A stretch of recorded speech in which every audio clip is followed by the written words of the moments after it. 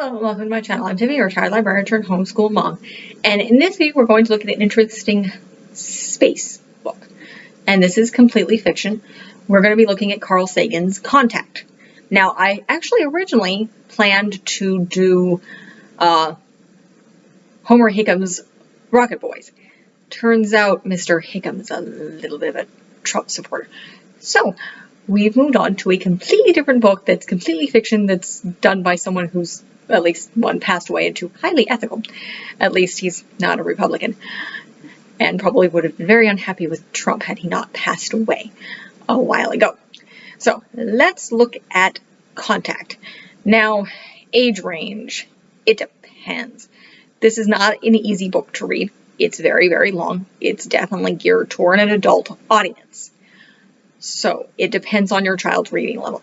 From what I can tell from reading the book, I admit I skipped over some of the stuff because it got a little boring for me, but I'm dyslexic. A lot of things occasionally get a little boring for me. And this has a lot of science in it that I could not understand. So age range, it depends. Again, middle school would be the youngest. And they have to have a really, really good reading level to do it. So they have to be kids who can conquer reading The Lord of the Rings could probably read this really well. So let's go over this book. Again, this is written by Carl Sagan. It's completely fictional. Most people are, I'm personally more familiar with the film. There's not that much similarities. There's some pretty basic stuff. I will cover the film shortly. But right now we're going to look at the book. Now I bought this from Amazon because my library only had the audiobook. And I'm not big on audiobooks. So I bought the book. It's a decent book. My husband is probably going to read it after me. He's read it before. So the basic concept of this book is you have this young woman by the name of Eleanor Arroway. She's highly intelligent. She grows up, her father's a shopkeeper, her mother's a housewife. I think she's born in the 40s. And then her father dies. She's very curious, but her father dies when she's roughly about 6th grade. And then her mother marries a douchebag. He's a very abusive professor. He's not physically abusive, he's just kind of arrogant. And he talks down to her and very much masculine, women are not smart enough. He's a professor of physics. He tells her not to go into math.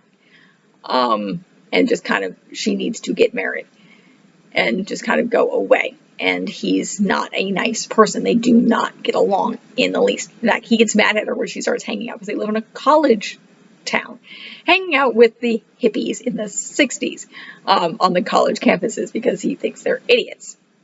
And yes, he drags his students over to deal with his yard work. So they don't get along. She's very smart, but she doesn't put a lot of effort into it, kind of thing. So she takes a bunch of college entrance exams, and she even claims she guesses on a lot of these things, process of elimination, and gets into some Ivy League schools and ends up going to Harvard and getting a graduate, I think it's cum laude from Harvard, and then goes on to Caltech in California, where she studies astronomy. So whether she's a physicist or anything, she's an astronomer. So she's doing math, astronomical physics or something of that sort. I can't remember exactly what she gets her degree in off the top of my head. She studies under two professors. One's name is Drumlin, and then I can't remember the other one's. It's a long V name. And he's very much into SETI. So if you're not familiar with what SETI is, it does exist. It's the Search for Extraterrestrial Intelligence. It is an organization. It exists in real life. And she studies under him. He's her graduate professor. So he's the one basically helping her with her thesis, which her stepfather apparently thinks is an idiot, is ridiculous. And by this time, she's not speaking to him. She speaks to her mother occasionally. So she graduates and ends up going to Puerto Rico and working with the giant satellite that was down there. Again, this was written, I can't remember the exact date, but it was written a long time ago because Carl Sagan died back in the 90s. And at the time that there was a giant telescope in Puerto Rico. It, I believe, was destroyed by a hurricane, and it wasn't worth the amount of money to put it back together, essentially. So it doesn't exist anymore. It did at the time. So the character works at this actual telescope that does exist for a couple of years. And she eventually transfers with the help of her former professor to the director of these. Basically, they're working at the Very Large Array. Again, not a fictional place. The Very Large Array, it's in New Mexico. It is radio telescopes. So she's in charge of a program they're devoted to, again, setting, looking for extraterrestrial intelligence. They're listening for things. So it kind of goes about they're listening, and one day they hear something, and it's prime numbers, and they're like, this is a signal. It's coming from Vaga, which is weird because Vega's this makes no sense. Vega's a relatively new galaxy. There's not a lot of time to have intelligent life or really life at all on Vaga. So it's very, very bizarre, but they do get this signal. And eventually a lot of people get involved from the president. The rest of the world gets involved. The Russians get involved because this signal is constantly repeating, and they're trying to it's basically giving them data. It's giving these pages of information. And so they're gathering this. The entire world gets involved. There's a huge conference in Paris where they're trying to figure out what to do with this stuff. They're still decoding stuff. They're still looking at this. They think it's Drumlin gets involved. Drumlin's irritating. Her former professor. He's irritated particularly with SETI. He doesn't think they're useful. And he tries, basically, he thinks originally the Very Large Array can be used for better things. And he doesn't like Ellie because he's sexist. And this is mostly happening, I believe, in the 80s. This is when the story is going on. It's either 70s or 80s. I can't remember if she actually specifies the time. There is a female president at this time. Haven't gotten there yet. Sagan was jumping the gun, working on it. We hope so. But we got a female vice president, so we're getting closer. So, but there is a female president in this book. So, and I think it's a male vice president. I don't think they really talk about the vice president all that much. NASA is not really brought up that much in this book. But so they're getting this info. There's a bunch of conferences going on. Ellie is actually close to one of the Russian people. So this is 80s. Because the USSR, this is early 80s, because the USSR is still in existence. And so they're still watching over people and imprisoning people because of Russia. And the Cold War is still going on, which is the reason there's all sorts of military things going on here. And military people being brought in and don't particularly like Ellie because she opened this up to the world. She's like, we can't constantly monitor this. It's not something that we sent just to the US. And they're still pissed off at her because they think she's a security risk and she's female. It's, yeah, it's still the 80s and we haven't gotten there yet. So they're still pretty sexist. Not to mention, it's men in the science and the military field. I'm pretty sure they still are pretty sexist. So they don't particularly like her, and yet they have a female president.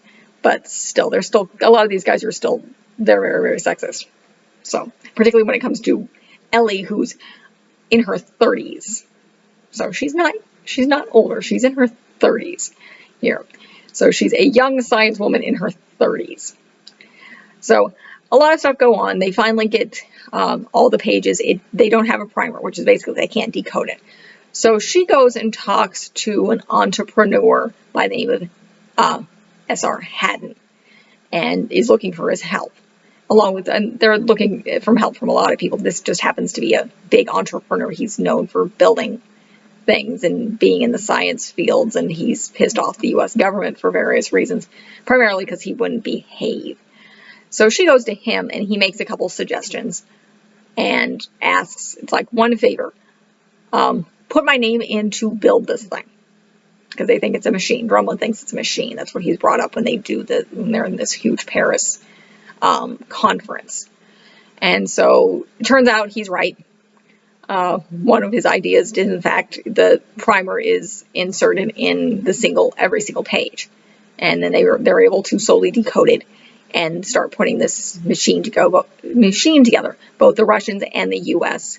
do this, and they pick a group of 5 people. Drumlin's chosen for the Americans for one particular reason. They interview both of them, both her and Drumlin. And her question when it came to, if I remember correctly, overpopulation, she's happy that priests don't breed. Because there is a religious aspect, which I'll get to in a second. I can't remember what else. It's essentially certain people she's happy don't breed. And the president isn't happy with that suggestion. It's like she's being cocky, she's getting irritated, and Drumlin has slightly less of a issue. Not much more, but still. These are scientists. She's agnostic.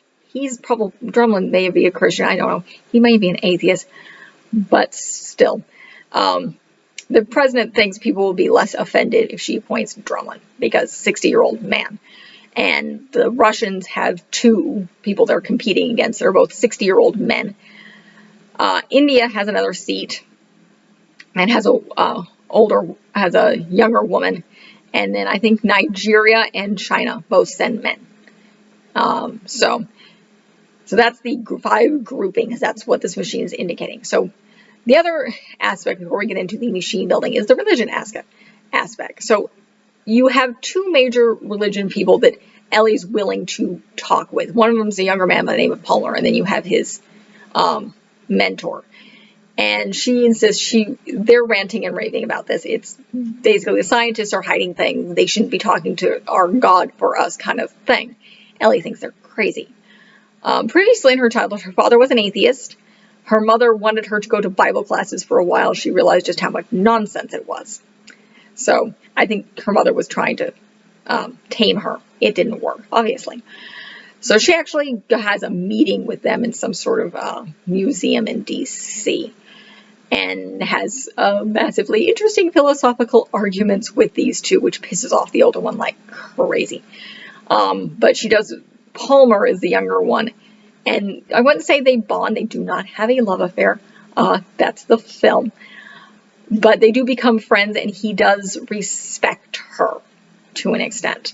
So he shows up later at the end of the book. And that's kind of part of the religious aspect of what's going on there in the U.S. And yes, the older religious guy is the other guy who'd be pissed off that Ellie was being put in this spaceship. So it takes several years. Both sides are building them. They're doing some strange things, building some sort of weird organic stuff, putting chemicals together in formaldehyde that's creating structures. They have no clue what the heck they're doing. Haddon's doing this. He's the one of the major contractors. Various countries' industries are being built up to create these 2 machines. So near the end, when they're starting to put the components together, Ellie comes to, the U.S. is doing it in the middle of nowhere in Wyoming. And so she's there with both Drumlin and her other professor. And they're walking toward it. They're talking about it. And all of a sudden, it explodes. And Drumlin is killed. Her and, I think, Valerian. I could be wrong about the pronunciation of her professor's name. I don't have a physical book, and my tablet's in with my toddler. So, and essentially their machine's kind of destroyed, and nobody knows who did it. There's a whole bunch of investigations. Some people are blaming her because she and Drumlin didn't get along. She actually realizes she doesn't care that he's dead. But of course they didn't have a close relationship. She didn't particularly like him. He didn't particularly like her. And he was her competition in this. So it's essentially, she doesn't really care that he's dead.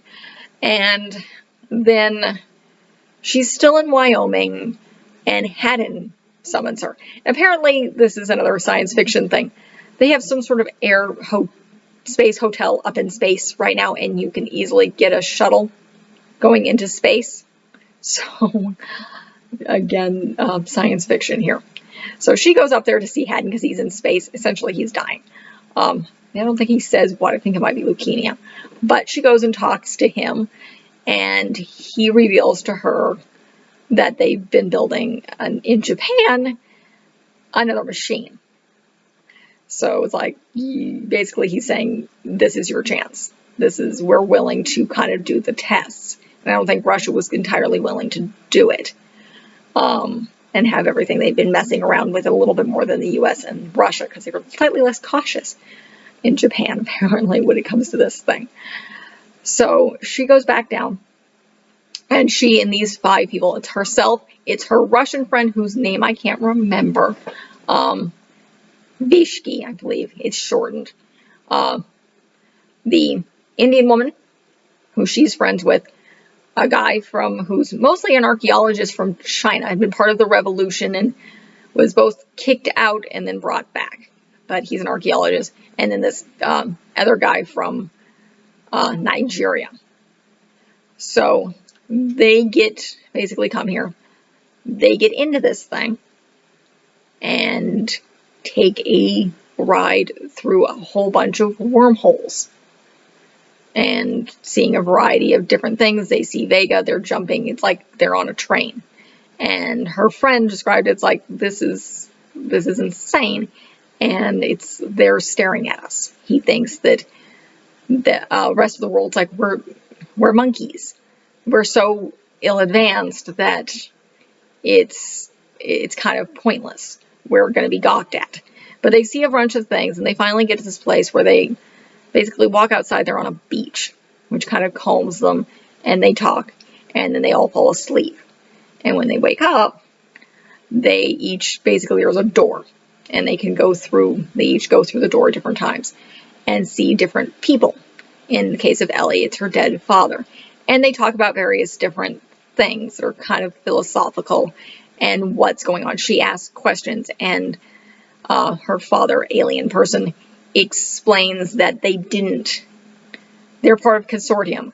They didn't build these tunnels. They were there before them. They don't know, basically they stumbled upon them, and on this train, essentially.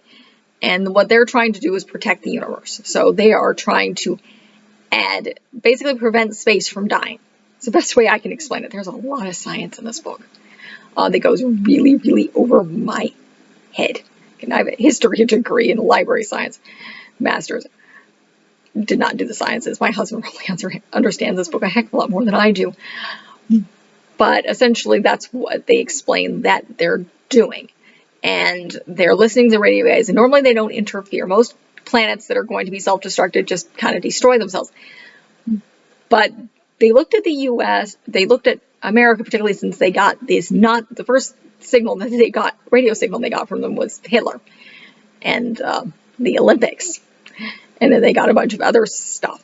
And while they were sleeping, they took all sorts of stuff out of their head. And it's like, you guys are really interesting. You have some interesting dreams and interesting ideas and interesting memories.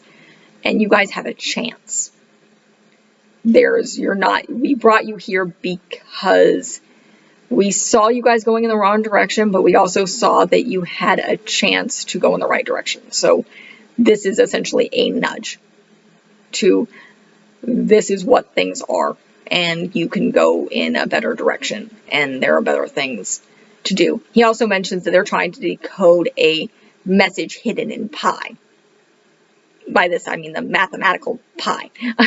So, and yes, that's important. And then they bring them all together. So they all have a person. Ellie has her father. Her Russian guy has his granddaughter. The Indian woman has her dead husband. I can't remember who the Nigerian has. It's another family member. The Chinese guy has a old Chinese king. Apparently, when she asks him later, it's like pretty much everybody I know is gone and I don't remember. So these people are my life. So, and they talk about some more things, and then these guys are sent back. And they think they've been gone at least 24 hours. Turns out nothing happened on Earth. Like 20 minutes, the thing did stuff, and then it stopped.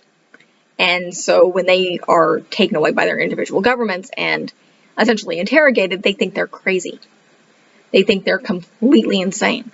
They interrogate them over. It's like, this makes no sense. You were gone for 20 minutes. So what if you can turn your clocks back? It doesn't make sense. What you're saying is crazy and dangerous. And the government official, I think the head of the Department of Defense, who's nearing the end of his tenure anyway, pretty much says, if you say anything, we're compiling a dossier on you that will show that you're nuts. So don't say anything, or we'll release this to the press, and they'll consider you crazy.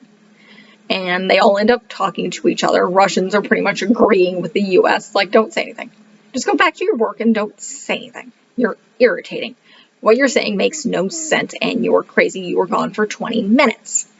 The Nigerians don't seem to care all that much. The Chinese just, they think he's crazy, but it's like, you know what, just go back to your dead things and don't talk about this. And he's like, I will always remember this. It will inspire me forever, but he's not going to shake the boat.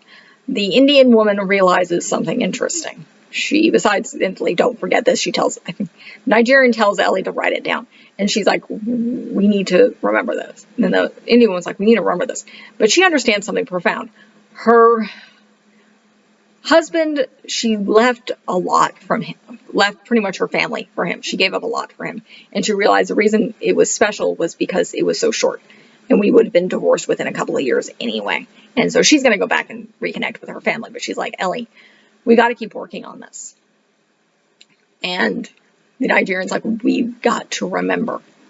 And the Russian kind of agrees. But obviously they can't go public with it. And they're going to start working on pi. And looking into these signals within pi. And so Ellie goes back to New Mexico. She's no longer the director, which she's kind of happy about. She doesn't have the administration rules to deal with, and she can kind of work on some different stuff in the large array. Yes, it exists. It's in New Mexico. You plan to visit one day. Maybe I'll do a video about it. It will be a while, but it's the very large array. So she's not as cumbered by administration anymore, and she's able to kind of do her old thing and work on this little project. And her mother is dying. Now, her mother, I think, had a stroke before. Her mother was in a wheelchair in a retirement home. Her stepfather was still alive. But she'd had a stroke, I think, before Ellie left. And she comes back, and her mother essentially dies. Her stepfather's still kind of a dick. But after she died, basically, she shows up, and he's like, you don't go see her. She's gone, and she looks horrible, and she won't want you to see her like that. So he hands her a letter and says, please don't read this until like you get home. And she says, okay. And he says, like, that, whatever happened to you changed you. She's like, I hope so. And she reads the letter. Turns out douchebag's her actual biological father. I don't know why he put that in there. I don't like that part of the story, but that's part of it. And around the same time, again, prior to this, she had written everything down. She wrote everything down on about 4 pieces of paper. And I think it was the type of paper that you make multiple copies of. So she put one hidden behind a panel in one of the telescopes. Not the telescopes, the radio telescopes, which means it basically looks like a giant antenna, or a satellite dish of sorts. She puts 2 in her safe. She gives 1 to Palmer. Now, she has an interesting conversation with Palmer after this. She calls him to give this to him, and she tells him everything. And he's like, why are you not telling people? This is amazing.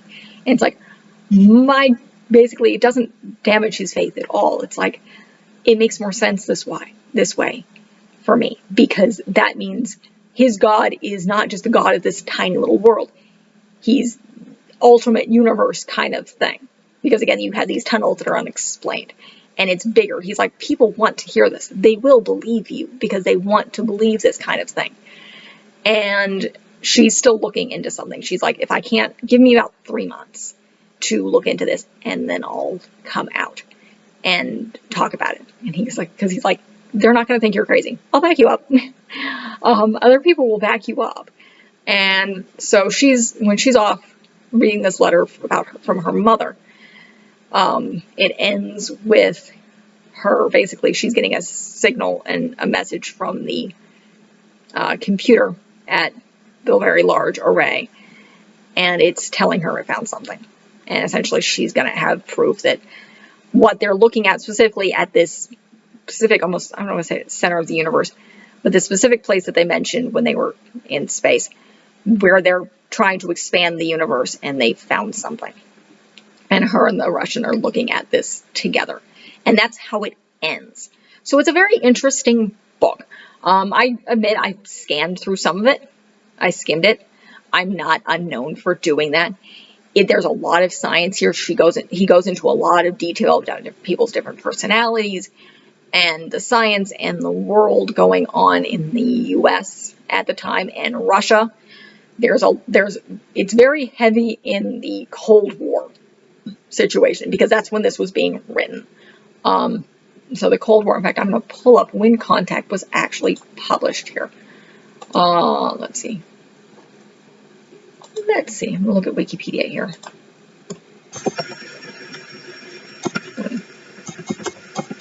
Contact. Not the film. This will give me. Let's see. There's the film.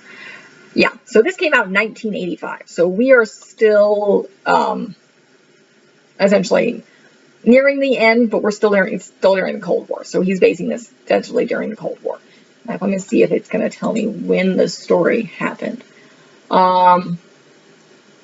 Let's see. They were originally developing this as a film in '79, and then of course, they eventually converted it into a. When the film stalled, they converted it to a novel, which is very, very different. And let's see if it's going to tell me timing here. Let's see. No, it's not telling me timing. But again, the film came out in 1985. So big on the Cold War here.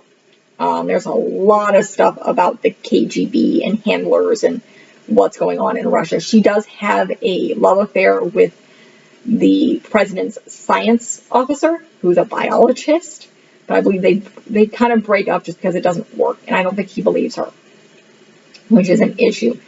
She has various love affairs. She, in fact, early on in college is dating a musician, and one day basically comes back and says, "Why don't we have a baby?" And she's like, "I don't want to have a baby. That means I have to get up to college." But he's like, "You didn't need college. You need a baby."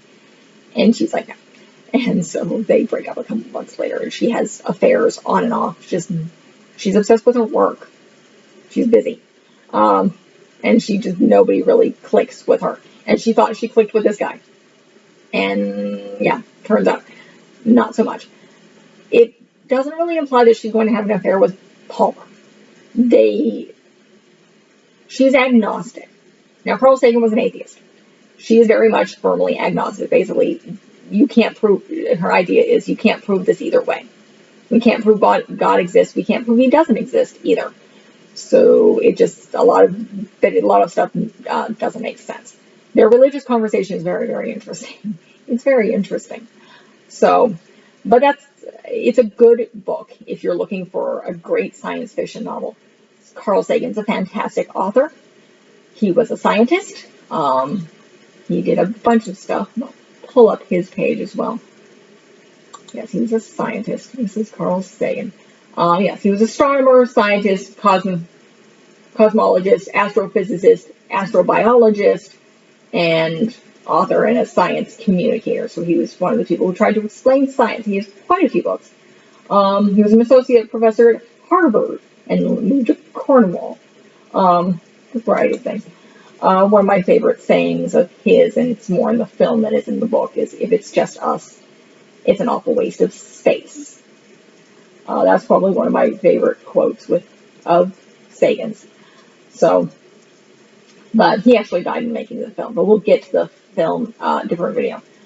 So, this is very science fiction-y, very science heavy, very much based in that Cold War era book. Despite the fact for some reason he's deciding to give us a female president, which I find something interesting in the 80s. And the fact that it's 2021 and we're not there yet. We have a female vice president. Hopefully we will get there within my lifetime. I'm hoping. We should get there within my lifetime. We hope. We will see. But again, it's an amazing book. I enjoyed reading it. It can get dry in places, but that's my opinion. Middle school would be the youngest. I think I would start with this.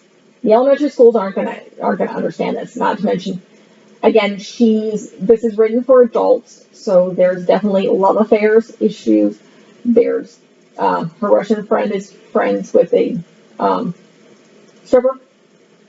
He has some interesting, he relays some interesting observations of hers about how American blue collar will happily whoop and offer money and all do all sorts of things when she strips for them, why lawyers and scientists and doctors just kind of stand there staring, which is kind of interesting. Sure, it's an interesting observation, but it has some adult themes to it.